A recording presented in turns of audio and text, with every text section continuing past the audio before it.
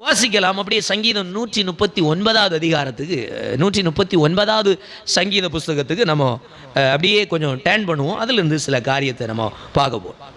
சங்கீதக்காரர் 139 1 முதல் 6 வரைக்கும் உள்ள வசனங்களை வாசிச்சிங்கன்னா அங்கே ஒரு காரியத்தை சொல்ற. வாசிக்கலாம். கர்த்தாவே, நீர் என்னை ஆராய்ந்தறிந்திருக்கிறீர், என் உட்கார்தலையும் எழுந்திருக்கிறதையும் அறிந்திருக்கிறீர்.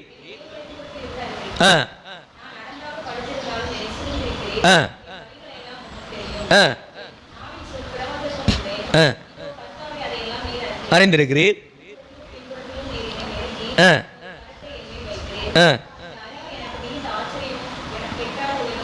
ஆமென், அல்லேலூயா.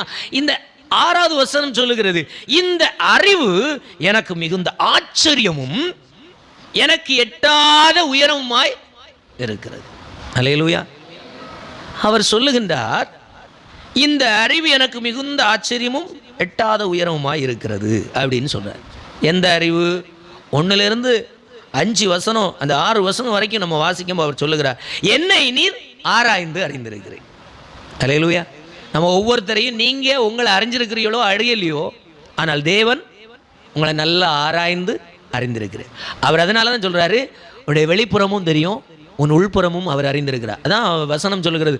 அவர் தேவன் எப்படிப்பட்டவர்? உன் உள்ளந்திரியங்களை அறிந்து. உள்ளந்திரியம் அப்படின்னா உள் உறுப்புகள்.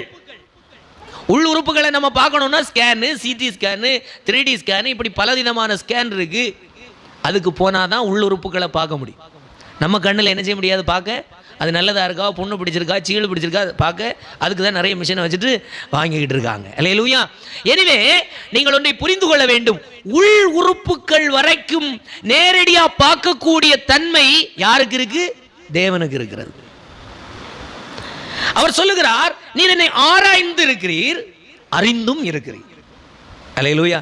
அடுத்து நீங்க பாத்தீங்கன்னா இந்த ஆராய்ந்து அறிந்திருக்கிறீங்க சொல்ற விஷயத்தை தான் தொடர்ந்துள்ள வார்த்தையில பார்க்கிறோம். என்ன எழுந்தாலும் உட்கார்ந்தாலும் அறிந்திருக்கிறீர், நினைவுகளை தூரத்திலிருந்து அறிந்திருக்கிறீர். அதுபோல படுத்திருந்தாலும் சூழ்ந்திருந்தாலும் என் வழி எல்லாம் நீர், நான் பேசுகிறதற்கு முன்பாக நான் என்ன பேச போகிறேன் என்பதை நீர் அறிந்திருக்கிறீர்.